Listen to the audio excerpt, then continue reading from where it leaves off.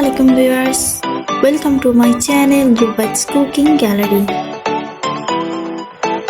শীত শীত আমেজ এই সময় পাকোড়া একটু খেতে বেশি ভালো লাগে। এছাড়াও সবজির পাকোড়া আমাদের অনেকেরই প্রিয়। তো ভিউয়ার্স, আজকের রেসিপি থাকছে পালং শাকের পাকোড়া। পাকোড়া তৈরি করতে এখানে পালং শাক নিয়ে নিয়েছি 1 মোট। এরপর দিয়ে দিচ্ছি 3 টেবিল চামচ চালের গুঁড়া। তারপর এখানে শুকনো মশলা নিয়ে নিয়েছি 1/2 চা চামচ জিরা গুঁড়া, 1/2 চা চামচ হলুদের গুঁড়ো, স্বাদ মতো লবণ এবং স্বাদ মতো মরিচের গুঁড়া। মরিচের গুঁড়াটা আপনারা চাইলে আপনাদের স্বাদ মতো বাড়িয়ে কমিয়েও নিতে পারেন। দিয়ে দিচ্ছি পেঁয়াজ কুচি 1/2 কাপ।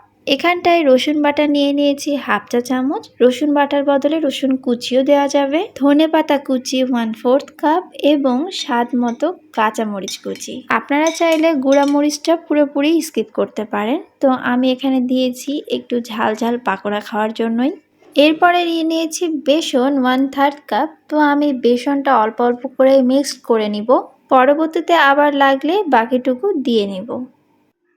এইখানটায় মেখে নেওয়ার সময় আমি কোনো এক্সট্রা পানি অ্যাড করব না, কারণ প্রথম দিকেই আমি শাকটা ধুয়ে কেটে রেখেছি। আর শাকেরও নিজস্ব পানি আছে, যেটা মেখে নেওয়ার সময়তে আপনিই বের হবে, যেটা আপনি বুঝতেই পারবেন। এবারে আমি একটা ডিম দিয়ে নিচ্ছি এবং তারপরে আবারও মিক্সড করে আমি ভেজে নিব।